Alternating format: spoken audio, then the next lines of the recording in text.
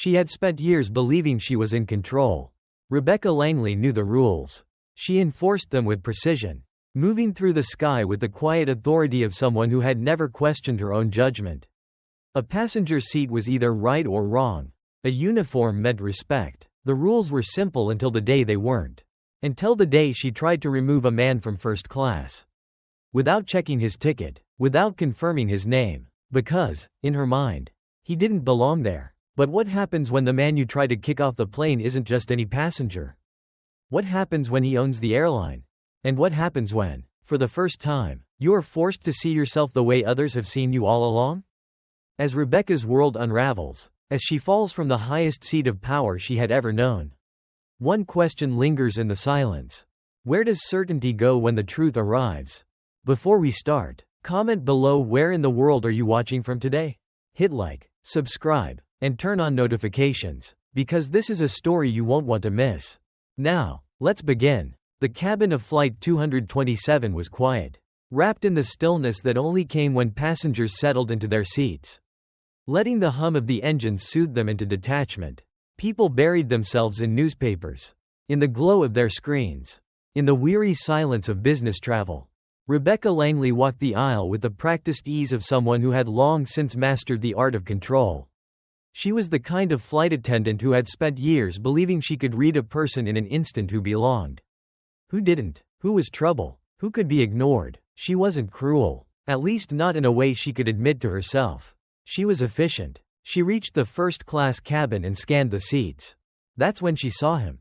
Seat 3A. The man sat with an easy, unhurried stillness, the kind of quiet self-possession that unsettled her. He was tall, well-dressed, but his presence in that seat made something coil in her gut.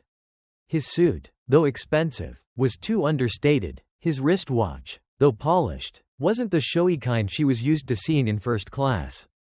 And then, of course, there was the matter of him. There were rules in first class, unspoken but understood. Rules about the kind of people who belonged there. The kind of people who moved through these spaces without question. And this man, with his dark skin and steady gaze, disrupted those rules in a way she couldn't ignore. She stopped beside his seat. The words came smoothly, effortlessly. "Sir, are you sure you're in the right place?" The man didn't look startled. He didn't fumble for his ticket. He merely lifted his eyes to hers, quiet and composed, as though he had already expected this moment. There was something in his gaze that made her shift on her feet. A patience that felt too knowing, too prepared. He reached into his pocket, pulled out his boarding pass, and handed it to her without a word. Rebecca took it, glanced at it just long enough to confirm what she already knew but didn't want to accept. Malcolm Carter. Seat 3A, first class. She handed it back without fully meeting his eyes. "I'm going to have to ask you to step out of this seat," she said, her voice polite but firm. A pause. The man folded his hands in his lap. "This is my seat." Rebecca stiffened. She had seen passengers like this before. Men who thought they could charm or argue their way into an upgrade. "First class is reserved for priority passengers," she said, keeping her voice low but insistent. "I am a priority passenger," he replied. Something about the way he said it, calm, unshaken, made her skin prickle. Passengers nearby shifted in their seats, pretending not to listen but very much listening. The woman in 2B shot a glance over her shoulder. The man in 4D lowered his newspaper just slightly. The air in the cabin thickened. Rebecca exhaled sharply. "I don't know how you got this ticket, but I need you to move to economy before we take off." The man didn't argue. He didn't raise his voice. He simply pulled out his phone, sent a quick text, placed it back in his lap, and folded his hands together. "I'll wait," he said. A flicker of unease ran through her. He should have protested. He should have blustered, made excuses, demanded to speak to someone. That's how these things usually went. But this passenger was waiting. And suddenly, she had the uncomfortable feeling that it wasn't him who was about to be removed from his seat. The announcement. The intercom crackled. "Flight Attendant Langley, please report to the cockpit immediately." Rebecca's stomach tightened. The captain rarely called her unless something serious had come up. A mechanical issue. A scheduling problem. But as she glanced down at the man in 3A, she knew with a quiet, sinking certainty that this had nothing to do with the plane. She turned on her heel and walked briskly toward the cockpit, forcing herself to keep her posture composed. But beneath that composure, something had shifted. The reckoning. Inside the cockpit, Captain Reynolds stood stiffly, the in-flight phone still in his hand. His jaw was tight, his eyes unreadable. On the screen behind him was a corporate executive, the kind of person who only got involved when something had gone very wrong. The voice came over the speaker, even and measured, but laced with something sharp beneath the surface. Did you just attempt to remove a passenger from first class? Rebecca lifted her chin, keeping her voice steady. Yes, he didn't belong there. A pause. Then, calmly, deliberately, you just attempted to remove the owner of this airline from his own seat. The words hit like a punch to the chest. The cabin noise outside seemed to dull, the hum of the plane fading into a distant roar. Rebecca's throat went dry. That can't be right. But even as she said it, she knew. The way he had watched her, the way he hadn't fought, hadn't protested, had simply waited, because Malcolm Carter had known exactly how this would play out. You removed the CEO of this airline from his own seat. The executive repeated, his voice heavier this time. Without checking the manifest, without confirming his ticket, you made a decision based on what? Exactly? Rebecca's mouth opened, but no words came. Her mind scrambled for an excuse. A justification, something to make this moment less disastrous than it already was. I thought there was a mistake. She stammered. He didn't look like. And then she stopped, because the second the words left her mouth, she knew. She knew exactly what she had done.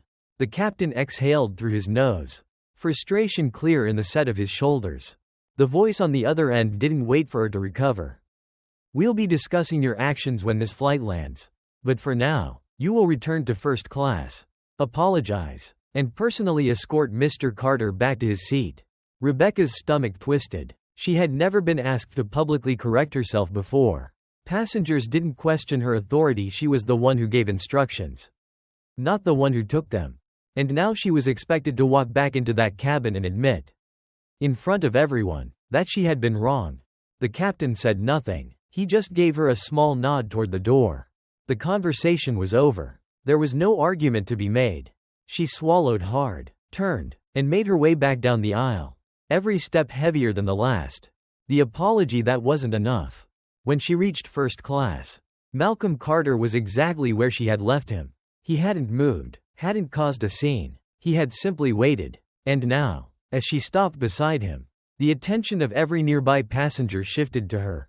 Her voice, usually strong and confident, felt foreign in her own throat. Sir, she said, forcing the words out, there's been a misunderstanding. A slow moment passed, a moment too long. Malcolm Carter looked up at her, and in his eyes, she saw something she had never truly noticed before. Not anger, not smugness, just recognition, like he had seen this play out before. Like he had been here before. Like this wasn't the first time. And it wouldn't be the last. Rebecca Langley had spent her career mastering the art of control. Control of her voice, her posture, her presence. She had spent years ensuring that the flight deck was her kingdom, her domain of order, her stage upon which she played the role of the unshakable professional. But as she stood there, in the middle of the first-class cabin, the weight of 100 silent stares pressing against her, she realized something terrifying. She had lost control. The man in seat 3A had not moved, had not spoken, had not fought back, and yet, he had dismantled her authority without raising a single hand, without uttering a single insult. He had only waited. And now, the moment had arrived, the moment where she had to undo what she had done. The words "there's been a misunderstanding" hung in the air like a bad note in a quiet room. Malcolm Carter tilted his head slightly, his expression unreadable. A misunderstanding, he echoed, his voice even, steady. Rebecca's breath felt tight in her chest. She could feel the weight of the passengers' attention on her, the heavy, unspoken question resting between them. What exactly had she misunderstood? She began, but her voice caught. This was supposed to be the part where he nodded, accepted the apology, and moved on. That's how these moments worked. That's how they had always worked. She would say the words. The man would nod, let it go. The passengers would return to their business, pretending they hadn't witnessed the moment at all. But Malcolm Carter did not let it go. Instead, he leaned back in his seat. Slow, deliberate, his gaze never leaving hers. "Tell me something," he said, voice low but sharp. "When you first saw me here, sitting in this seat, what was the first thought that crossed your mind?" Rebecca stiffened. Her fingers clenched around the edge of the seat in front of her, steadying herself. The air in the cabin had changed again, thickened, the tension pressing against her ribs. She had spent years training herself to respond quickly, decisively. She knew how to handle difficult passengers, how to de-escalate conflicts, how to maintain control in high-pressure situations. But this was not a situation she had been trained for. She had no script for this. "I was just following protocol," she said, too quickly. "I thought." Malcolm raised an eyebrow. Waiting. Rebecca's throat went dry. She had spent years being the one asking the questions. She had never been the one answering them. Her eyes flickered around the cabin, searching for an exit. The other first-class passengers were watching, pretending not to be. Some had their heads buried in their devices. Others looked away, suddenly fascinated by the safety pamphlets in their laps. But she could feel the tension shifting, the silent, unspoken thing hanging between them all. This was no longer about a simple mistake. This was about something much bigger. Something that had been here long before she had ever stepped onto this plane. Something that was here now. And something that would still be here long after this flight had landed. "I assumed," she admitted, barely above a whisper. Malcolm's expression didn't change. "You assumed what?" Rebecca's stomach twisted. She wanted to say the words. She wanted to force them out, to tear them from her throat so that this moment could end. But she couldn't, because once she said them, there would be no taking them back. And for the first time, she realized that the words were not just about this moment. They were about all the other moments. The ones she had never thought twice about. All the times she had questioned someone without thinking. All the times she had moved past passengers who looked the part. All the times she had enforced the rules differently, without ever realizing she had done it. Her entire career had been built on certainty. And in the space of a single breath, that certainty had crumbled. "I assumed," she said again, her voice unsteady, "that you weren't supposed to be here." A long silence stretched between them. Malcolm exhaled slowly, then nodded, just once, as if he had already known the answer. As if he had been waiting for her to hear it for herself. A shift rippled through the cabin, quiet, subtle, but unmistakable. The kind of shift that happened when something unspoken had finally been dragged into the light. Rebecca felt it in the way the woman in 2B folded her arms. Her expression unreadable. She felt it in the way the man in 4D adjusted his tie. Suddenly uncomfortable. She felt it in the way the younger flight attendant in the galley stopped moving. Just listening. She had never felt so exposed in her life. And Malcolm Carter, he was still watching her. "I see," he said finally. And then, to her surprise, he reached down, unbuckled his seatbelt, and stood. He was taller than she had realized. Or maybe he just felt taller now. The shift in the cabin deepened as he pulled his phone from his pocket. Tapped something quickly, then put it away. Then he looked at her. "I think we'll see what happens when we land," he said, his voice measured. Rebecca's stomach dropped. This was not over. This was only the beginning. And somewhere, deep in her bones, she knew her flight had just taken off.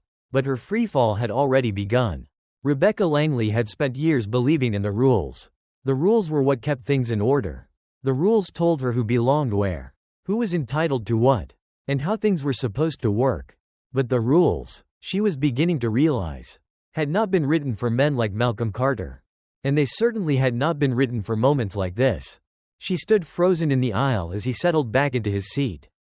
Composed as ever, his phone resting in his lap.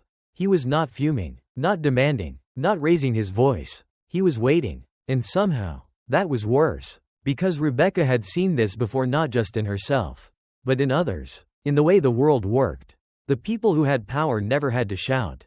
They never had to demand. They simply sat still and let the world bend to meet them. The cabin was not the same as it had been minutes ago. The air was different, heavier, charged with something unsaid but deeply felt. Passengers who had once been distracted, engrossed in their screens or newspapers, now sat stiffly in their seats, pretending not to listen but very much listening. The woman in 2B shifted uncomfortably. The man in 4D rubbed his jaw, glancing toward the cockpit. A quiet whisper passed between two younger men near the front. Both of them exchanging a look. Did you see that? But no one spoke aloud. Because they knew better. This was not just about a seat. This was about a line that had been crossed. A boundary that had been enforced too quickly. Too naturally. Too thoughtlessly. Rebecca had drawn that line without hesitation. And now she was standing on the wrong side of it. She turned on her heel. Heart pounding. Moving toward the galley. She needed air. Needed space. Needed a moment to think. But before she could reach the safety of the narrow hallway, the intercom crackled again. Flight Attendant Langley, please report to the cockpit immediately. The words struck her like turbulence.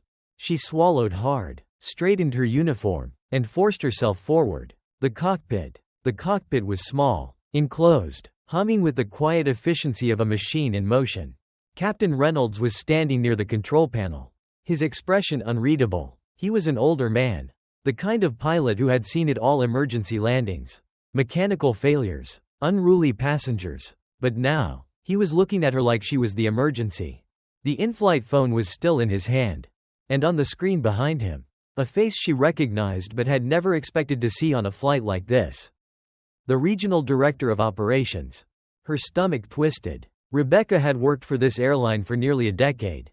In that time, she had only seen this woman's name in emails, in quarterly memos, in the kind of announcements that trickled down from the top but never seemed to apply to her directly. Until now. Ms. Langley, the voice on the speaker said. Calm but clipped. Rebecca straightened. Yes, ma'am. A beat of silence. Then, did you attempt to remove a first-class passenger from their seat? Rebecca's throat was dry. Yes, but there was a miscommunication. The voice cut through her excuse like a blade. The man in 3A is Malcolm Carter. Rebecca flinched. She already knew, but hearing it spoken aloud, with the weight of authority behind it, made it real in a way she had not yet allowed herself to feel. Do you realize what you've done? The regional director asked. Rebecca inhaled sharply. It was a mistake. You didn't check the manifest. The woman interrupted. You didn't verify his ticket. You made an assumption. And you humiliated the owner of this airline in front of an entire cabin of passengers. The cockpit was too small. Too stifling. Rebecca's mind raced. She had been trained for so many things: emergency landings, medical crises, even unruly customers. But there had never been training for this. Because this was not supposed to happen. And yet, here she was. The captain exhaled through his nose, rubbing his temple. His silence was worse than the reprimand coming from the speaker. We will discuss the full extent of this when the flight lands. The director continued, her voice even but heavy with the kind of weight that promised consequences. But for now, you will return to first class. You will apologize. And you will personally escort Mr. Carter back to his seat. The words felt sharp, cutting through Rebecca's carefully constructed sense of authority, stripping it away like layers of skin. She began, but there was nothing to say. Because the decision had already been made. The conversation was over. She turned, moving stiffly, forcing her legs to carry her back down the aisle. She had never dreaded a walk through the cabin before. But today, every step felt like a reckoning. The moment of truth. When she returned to first class, Malcolm Carter was exactly as she had left him. Unbothered, composed, waiting. She stopped beside him. The world around them was silent. Listening. She wet her lips, forced herself to meet his gaze. Sir, she said. She couldn't do it. Not the way she had planned. Not with the words she had rehearsed in her head. Because the thing that had landed her in this moment, the real thing, was not just a mistake. It wasn't just an error in protocol. It was the assumption. It was the part of herself she had never questioned. It was the part of herself that had always felt natural. Automatic. Just doing my job. And now, here she was. Her hands clenched at her sides. She tried again. I was wrong, she said, her voice quieter than before. Malcolm Carter studied her, his expression unreadable. For a moment, she hoped that he would nod. Accept the apology. Let her move past this moment with whatever dignity she had left. But instead, he leaned forward slightly, tilting his head. A misunderstanding, he repeated. She swallowed. Yes. His gaze sharpened. And what exactly did you misunderstand? Her chest tightened. She had been in control of this plane for years. But now, in this moment, in this single breath, she was the one being tested. Passengers around them had gone still, listening without looking. Malcolm's voice was not raised, not sharp, not angry, but it was heavy, weighted with something larger than this moment. Something much older. Something that had happened before and would happen again. You didn't ask anyone else to show their ticket, he said simply. Rebecca's mouth opened, but there was no defense. Because he was right. She had drawn the line between belonging and not belonging. And she had drawn it the second she looked at him. Silence stretched between them. And then, Malcolm Carter reached for his phone, typed something, and put it away. Then he looked her in the eye and said, "Let's see what happens when we land." Rebecca felt her stomach drop. This was not over. This was only just beginning. The plane hummed with a deceptive calm, cruising at 35,000 feet, gliding through the sky as if nothing had changed. But inside the cabin, something had shifted. The air felt thick, heavy with an unspoken truth that Rebecca Langley could not ignore. She had delivered her apology. She had said the words. And yet, nothing had been restored. Malcolm Carter had not raged, had not called for security, had not demanded justice in the loud, public way that she had been bracing for. He had only waited. And when she had faltered, when she had finally forced the words out, he had done something far worse than rejecting them. He had examined them. He had held them up to the light, turned them over, and asked her the question she had never wanted to answer. What, exactly, had she misunderstood? And now, with the weight of that question sitting heavy in her chest, she turned toward the galley, her hands trembling at her sides. She needed to breathe. She needed to think. But there was no room for thinking. Because just as she reached the narrow hallway, the intercom crackled again. Flight attendants, prepare for final cabin check before landing. Rebecca's heart clenched. They were beginning their descent. The watchful eyes. She stepped back into the aisle, forcing herself to move. She had walked this path 1,000 times before checking seatbelts, adjusting trays, offering last-minute comforts to passengers preparing to return to their lives. But today, the walk felt different. She could feel their eyes on her. Passengers who had looked away when she first confronted Malcolm Carter now held their gazes steady, watching her carefully, measuring her, some with curiosity, some with quiet disapproval, some with the distant, weary knowing of people who had seen this before, and one with something else entirely. The younger flight attendant, Olivia, stood near the front of the plane, arms folded. She was still new, still finding her footing in the rigid hierarchy of airline service. But there was something in her eyes now, something close to pity.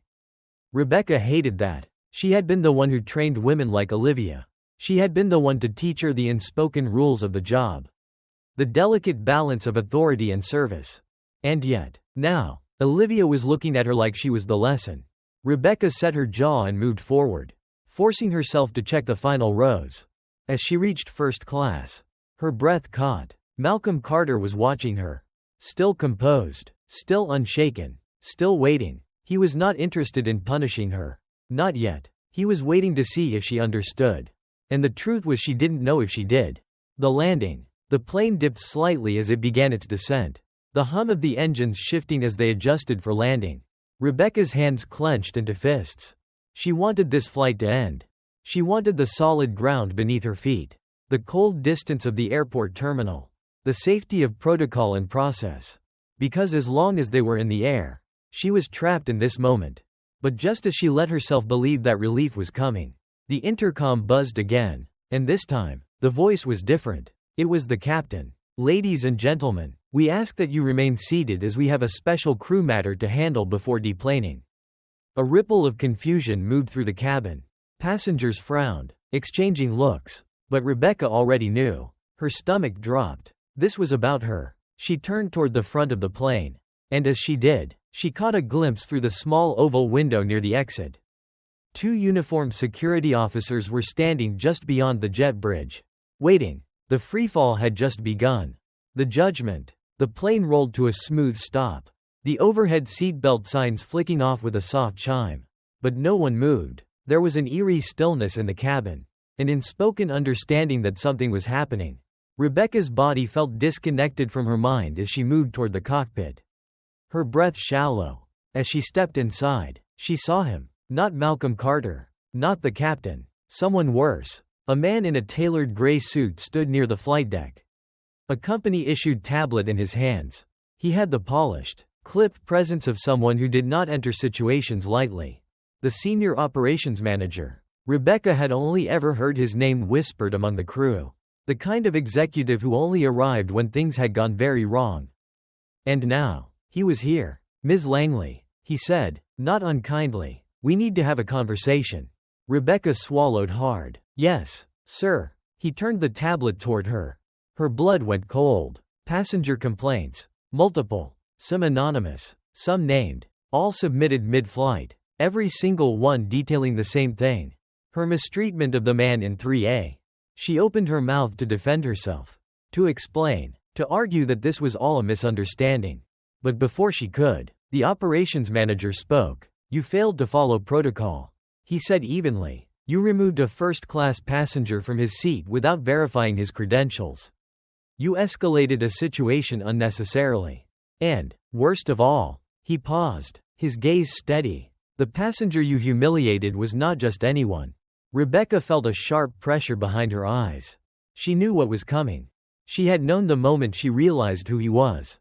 "You removed Malcolm Carter," the manager continued, "the CEO and owner of this airline." The finality in his voice was like a stone sinking in her chest. You made a judgment based on what? Exactly?" The words were the same ones Malcolm Carter had asked her. And just like before, she had no answer. Because the answer was the very thing she could not bear to admit. She had seen him, and she had assumed. The silence in the cockpit was suffocating. She wanted to turn back time. To erase the moment. To pretend that she had never made the decision that had brought her here. But there was no going back. Only forward. The operations manager inhaled sharply. Then exhaled. "Mr. Carter has already filed a formal request for an incident review," he said. "That means this isn't just being handled internally. You are now suspended from duty pending investigation."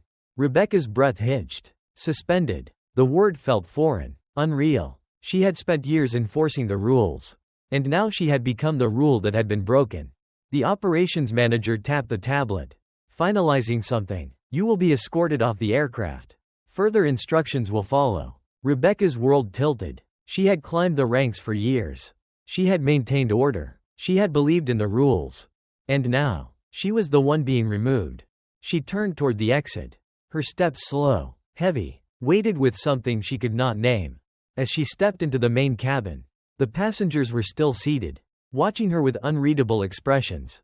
But only one mattered. Malcolm Carter. Still in 3A. Still composed. Still waiting. He didn't say a word. He didn't need to. Rebecca met his eyes for one final, fleeting moment. Then she walked down the aisle.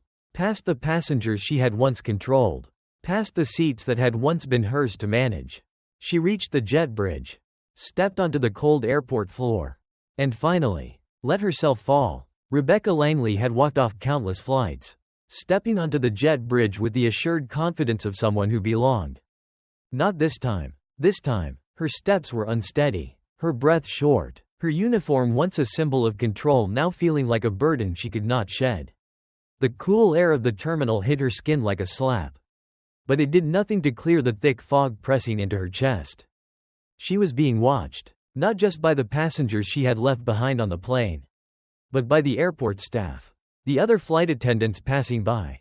Their eyes flicking toward her with quiet understanding. They had heard. Word traveled fast. She kept walking. Past the security officers who had been waiting. Past the uniformed personnel who had once greeted her with nods of respect. Past the polished airport floor that she had once glided across without thinking. Now, she felt each step. Now, she was being escorted. Now, she was the one being removed. She had spent years commanding these spaces, believing she understood how the world worked. But now, as she was guided through the employee exit, past the familiar halls that no longer welcomed her, she realized something that sat like a stone in her chest. She had never truly understood anything at all. The waiting room. She had expected the meeting room to be larger, more official, the kind of place where decisions were made with cold efficiency. Instead, it was small. A long table, a few chairs, a water cooler humming softly in the corner, and one man sitting across from her.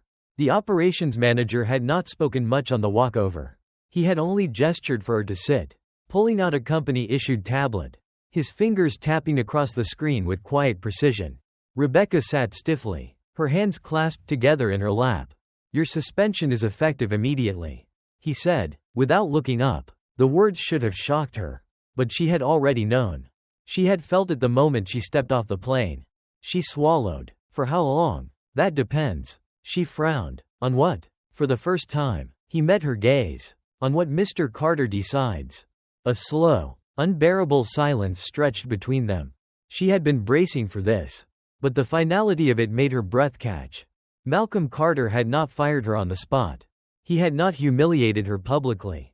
But he had left her fate hanging in the air like a storm waiting to break.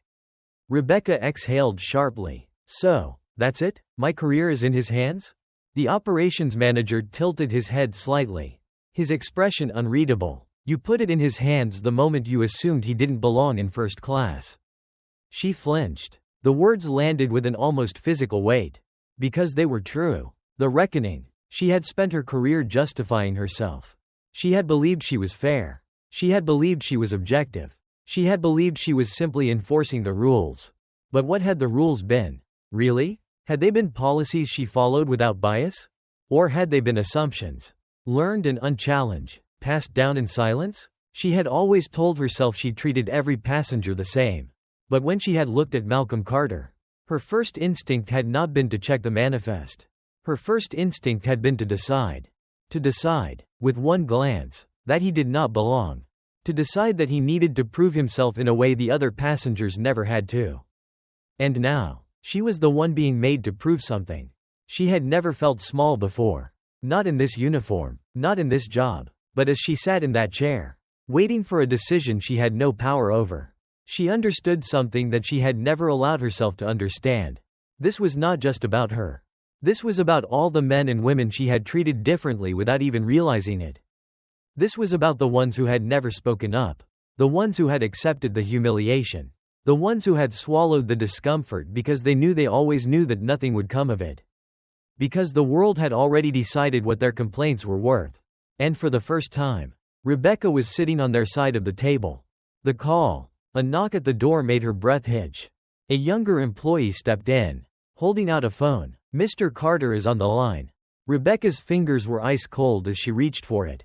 She pressed the phone to her ear, her heartbeat thudding against her ribs. A long silence. Then, Malcolm Carter's voice calm, controlled. You understand why you're here? She swallowed hard. Yes. A pause. Then, no, he said, I don't think you do. The words stung more than she expected. Because they were true. She had thought she understood. She had thought she had learned something in the space of a few hours. But Malcolm Carter had spent his entire life in moments like these. Moments where he had been forced to prove something no one else had to. Moments where he had been asked to justify his presence in spaces others walked through freely. Moments where he had been made to wait while someone else decided what he was worth. And now, here she was, sitting in a chair, waiting for him to decide her future. I was wrong, she said, forcing the words out. I assumed something I shouldn't have. I judged you before I had the facts. There was another silence. Then, he said something that sent a sharp chill down her spine. You didn't just judge me. Her fingers tightened around the phone. Because he was right. She had not just judged him. She had judged people like him. Over and over again. Without realizing it. Without questioning it. I see that now, she said, her voice quieter. A beat. Then, good, Malcolm Carter said. Then let's see if you can prove it. Rebecca blinked. What do you mean? I could fire you, he said simply. I could make sure you never work for this airline again. I have every reason to. But that wouldn't change anything. She swallowed hard. You need to see yourself. He continued. You need to understand what you've done not just to me, but to everyone else you've treated like they didn't belong. A long pause. Then, his voice, even and steady. You want a second chance? Rebecca's breath hitched. Yes, she whispered. Then prove to me you deserve one. The choice. There was a shuffle in the background. Then a notification buzzed on the tablet in front of her. She glanced down. A training program. Bias training. Diversity education. A 6-month probationary period. Everything she had never thought she needed. Everything she had never questioned before today. She looked at the screen. Her hands trembling. She had spent years believing she had been fair. But the complaint file sitting on that desk said otherwise. Malcolm Carter had given her a choice. She could walk away, start over somewhere else, pretend this had never happened. Or she could stay. She could face what she had done. She could learn. Rebecca inhaled sharply. Then, with steady fingers, she reached for the tablet. And she signed. A beat of silence. Then Malcolm Carter's voice, quiet but final. "You start next week." The call ended. Rebecca let out a shaky breath, staring at her own signature on the screen. She had walked onto that plane as one person. She would not be walking off as the same. Rebecca Langley had always believed that consequences were immediate. A broken rule meant an immediate reprimand. A mistake meant swift correction. That was the way the world worked. At least the world she had chosen to believe in. But now, seated alone in the sterile, gray-walled training center of the airline's corporate headquarters, she was beginning to understand something far more uncomfortable. Real consequences were not immediate. Real consequences stretched out over time, embedding themselves into a person's bones, forcing them to reckon with themselves in slow, unrelenting ways. And today, as she sat waiting for her first mandatory bias training session to begin, she felt the weight of those consequences settle in. The training room was empty except for a few scattered chairs, a whiteboard, and a projector humming softly in the corner. No passengers, no crew, just her, waiting. She glanced at the printed schedule on the desk in front of her. 6 months of training, evaluations, a performance review, a final assessment to determine whether she would be reinstated. It wasn't just a punishment. It was a test, and she had no choice but to pass. The beginning of the lesson. The door swung open, and Rebecca straightened instinctively, forcing her hands to still in her lap. The instructor walked in, a woman in her mid-50s. Her presence quiet but commanding. She carried a tablet under one arm, her eyes scanning the room before landing on Rebecca.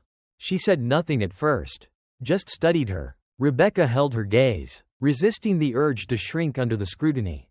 Then, finally, the woman spoke. "Why are you here?" Rebecca exhaled slowly. She had rehearsed this. She knew the right answer. "There was an incident on my flight," she said, her voice carefully measured. "I made an assumption about a passenger without verifying the facts. That passenger turned out to be the owner of the airline." The instructor didn't blink. "And what was the assumption?" Rebecca's throat tightened. The instructor waited. Finally, Rebecca forced the words out. "I assumed he didn't belong in first class." "There. The truth." The instructor nodded, then pulled out her tablet and tapped the screen. The projector flickered to life, filling the blank white wall with a series of images. Passengers boarding planes. Passengers being seated. Passengers interacting with crew. "Tell me," the instructor said. "What do you see?" Rebecca frowned slightly, scanning the images. They were all familiar scenes she had witnessed 1,000 times over. "I see passengers," she said slowly. "People traveling." The instructor nodded. "And?" Rebecca hesitated. "Some of them are first class. Some are economy." The instructor tapped the screen, and a new set of images appeared. This time, the images told a different story. A black man being asked to show his boarding pass while others walked past unchallenged. A woman clutching her purse tighter as she passed a young man of color in an airport terminal. A first-class passenger waiting for a drink. Ignored, while attendants served others first. Rebecca's stomach twisted. She had seen these moments before. She had been part of them. But she had never noticed. The instructor studied her expression, then spoke again. "What do you see now?" Rebecca swallowed. Her voice felt smaller. "A pattern." The instructor's gaze didn't waver. "And where do you fit into that pattern?" Rebecca's breath hitched. This was what Malcolm Carter had meant. This was why he had not fired her immediately. Because this reckoning was worse. Firing her would have allowed her to walk away, to dust herself off, to find another job and tell herself it had all been a misunderstanding. But this was making her look in the mirror. And she was beginning to realize she did not like what she saw. The hard truth. The instructor tapped her tablet again, and the images disappeared. The screen went blank. Then she sat across from Rebecca, folding her hands neatly. "I've trained flight attendants for over 20 years," she said. "And do you know what I've noticed?" Rebecca shook her head. "People like you," the instructor said, "don't think they're the problem." Rebecca flinched. The instructor leaned forward slightly. "You followed the rules. You enforced the guidelines. You thought you were being fair. But fairness isn't just about following the rules, it's about who the rules get enforced against. Rebecca exhaled sharply, gripping the arms of her chair. I didn't mean. It doesn't matter what you meant. The instructor cut in. It matters what you did. Silence. And then, when you saw Malcolm Carter in first class, the instructor continued, your mind didn't ask, does he belong here? Rebecca frowned. What do you mean? You had already decided. Rebecca's pulse pounded in her ears. You didn't ask him for his ticket to verify, you asked him for his ticket to prove. The words landed with sharp precision, each one cutting through the excuses Rebecca had built for herself. Because it was true. She had asked Malcolm Carter for his ticket. Not because she doubted the airline system, but because she doubted him. And that, more than the mistake, more than the assumption, was what had brought her here. She pressed her fingers against her temples, feeling the weight of everything settling in. The instructor watched her carefully. Do you understand why you're here now?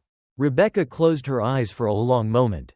Then, finally, she nodded. Yes, she whispered. I do. The instructor leaned back slightly, studying her. Good, she said. Then let's get started. The first step. As the training session began, Rebecca felt something shift inside her. This was not going to be easy. This was going to be 6 months of unlearning, of seeing herself clearly, of facing the truths she had ignored for years. She didn't know if she would ever earn her uniform back. She didn't know if Malcolm Carter would ever trust her again. But she did know one thing. For the first time, she wasn't just following the rules. She was beginning to understand them. Rebecca Langley had believed, in some small, stubborn part of herself, that she could endure this training like she had endured everything else. That she could treat it as a process, a series of steps to complete. That at the end of 6 months, she would emerge on the other side, reinstated, restored, unchanged. She had been wrong. The weeks dragged forward, each session pressing harder against the walls of what she thought she knew. The training was not about memorizing policies or procedures. It was about peeling back the layers of herself, exposing things she had never wanted to see, and worse, things she had never noticed. She sat through video testimonials from passengers who had been quietly, repeatedly humiliated in the ways she had humiliated Malcolm Carter. She listened to stories from fellow employees who had spent their entire careers moving through spaces where they were treated as guests rather than as owners. And the worst part, the part she could not ignore, could not escape, was how familiar it all felt. Because she had been the flight attendant in those stories. She had made those calls. She had enforced those rules. She had assumed. She had doubted. She had overlooked. And now, there was no looking away. The confrontation. By the 3rd month, she felt the pressure rising. The airline had scheduled a panel discussion. Senior employees, corporate executives, and a handful of invited passengers, all gathered in a glass-walled conference room. The discussion was meant to be a conversation about diversity in customer service. But Rebecca knew exactly what it was. It was a reckoning. She sat at the edge of the room, listening as others spoke. Some were careful, measured. Others were blunt, unwilling to sugarcoat the reality of what it meant to navigate spaces designed to doubt them. And then, Rebecca. Her head snapped up at the sound of her name. The panelist who had spoken was a man in his 60s. His presence quiet but unshakable. His name was Richard Caldwell, a retired pilot who had spent decades working for the airline, long before it had embraced the language of inclusion. He leaned forward slightly, resting his hands on the table. You're the flight attendant from the Malcolm Carter incident, aren't you? The room went silent. Rebecca's throat tightened. Yes, she said. Richard studied her for a moment. Tell me, he said, what did you learn? She hesitated. This was her moment. She could say the words she had rehearsed. She could say that she had learned about implicit bias, about the dangers of unchecked assumptions, about the need for systemic change. But none of that would matter if she didn't say the truth. She inhaled sharply. I learned, she said, her voice steady, that I was part of the problem. A ripple of reaction moved through the room. Richard tilted his head. Go on. Rebecca exhaled, forcing herself forward. I thought I was fair. I thought I followed the rules. I thought I was just enforcing policies. But I never asked myself who those policies were actually serving. Silence. I looked at Malcolm Carter. She continued, her voice tightening. And I didn't see a first-class passenger. I saw someone I thought didn't belong. She swallowed. And the worst part? She said, her voice quieter now. It wasn't the first time. She could feel the weight of their eyes on her. Some skeptical, some surprised, some just tired. Richard Caldwell leaned back in his chair, nodding slowly. "You're right," he said. It wasn't the first time. The words landed heavy, but she didn't flinch, because she knew. That was the difference between who she had been and who she was now. Before, she would have defended herself. Now, she was listening. Richard folded his hands together. "The question is," he said, "what do you plan to do about it?" The breaking point. That question stayed with her long after the discussion ended. It followed her through the remaining weeks of training. It followed her through the mandatory workshops, the evaluations, the one-on-one meetings. It followed her into her apartment, into her sleepless nights, into the long, slow unraveling of everything she had believed about herself. She could pass the training. She could complete the program. She could get her job back. But what did any of it mean if she didn't do something different? She didn't want to just return to the airline. She wanted to return better. But to do that, she had to do something she had never done before. She had to confront herself. The meeting. 2 weeks before her probationary period was set to end, she received an email. The subject line was simple. Meeting request, Malcolm Carter. Her stomach twisted. She had not seen him since that day on the plane. She had not spoken to him since the phone call that had set all of this into motion. And now, he was calling for her. She arrived at corporate headquarters early, her pulse thrumming beneath her skin. She had walked these halls before. But today, she felt like an outsider. She was led into a sleek office, all glass and steel, with a view overlooking the city skyline. And there, behind a polished desk, was the man himself, Malcolm Carter. He looked up as she entered, his expression unreadable. Rebecca forced herself to stand tall. "Mr. Carter," she said. He gestured toward the chair across from him. "Have a seat." She did. For a long moment, neither of them spoke. Then, Malcolm leaned forward, clasping his hands together. "So," he said, his voice calm but firm, "what did you learn?" Rebecca inhaled sharply. This was it, the final test. "I learned," she said, "that my actions weren't just about that day on the plane. They were part of something much bigger. Something that's been happening long before me." Malcolm studied her. "And?" Rebecca's hands curled in her lap. "And I don't want to be part of that anymore." Silence stretched between them. Then, Malcolm nodded slowly. "Good," he said. He reached into his desk, pulled out a folder, and slid it toward her. Inside was a reinstatement letter. Rebecca's breath hitched. She had passed. She could come back. But before she could reach for the paper, Malcolm spoke again. "There's one condition," he said. She looked up. "I want you to take what you've learned," he said, "and make sure the people under you learn it too." Rebecca's heart pounded. "I want you to train new flight attendants." Malcolm continued. "I want you to be the one who makes sure that the next person in your position doesn't make the same mistake you did." He tilted his head slightly. "Can you do that?" Rebecca swallowed hard. Then, slowly, she nodded. "Yes," she said, "I can." Malcolm sat back, considering her. Then, finally, he extended his hand. Rebecca reached forward, gripping his hand firmly. In that moment, she understood. This was not just about a second chance. This was about what she did with it. And for the first time in her career, she was ready. Rebecca Langley had spent years believing that the measure of a person's worth was in how well they performed under pressure, how they held their composure, how they maintained control. But control was an illusion. She had lost it on that flight. She had lost it in that meeting with Malcolm Carter. She had lost it in the slow, aching realization that she had not been who she thought she was. And now, she was back. The airport had always been a place of movement, of people coming and going, brushing past one another without looking too closely. But today, the weight of it pressed differently against her skin. She had walked through these halls 1,000 times before. But never like this. She could feel it, the watching. Not from the passengers, but from her colleagues, from the other flight attendants who had whispered her name in break rooms, speculated about her suspension, wondered if she would ever return. She had. But she wasn't the same. The crispness of her uniform, once a source of quiet pride, now felt different, like something she had to earn this time. And as she stepped into the crew lounge, she felt the quiet shift in the room. Some looked up, some turned away. And then, Olivia, the younger flight attendant she had once trained, stood near the coffee machine. her expression unreadable. For a long moment, neither of them spoke. Then, Olivia exhaled, shaking her head slightly. Didn't think you'd come back. Rebecca forced a breath. Neither did I. A pause. Then, so, Olivia said, folding her arms, what's it like, being on the other side? Rebecca flinched, not because the question was unfair, but because it was deserved. She had been the one who enforced the rules, who determined who belonged where, who moved through this job with certainty that she had been doing it right.